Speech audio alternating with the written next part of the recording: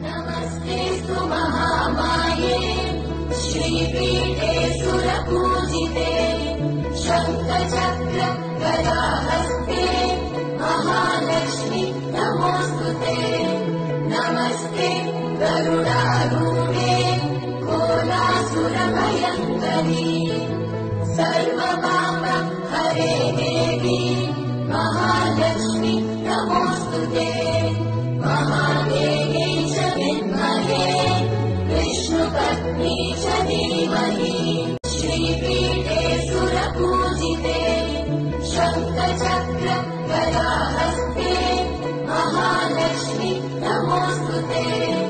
नमस्ते गरुडारूढे कोलासुरभयङ्करी सर्वपाप हरे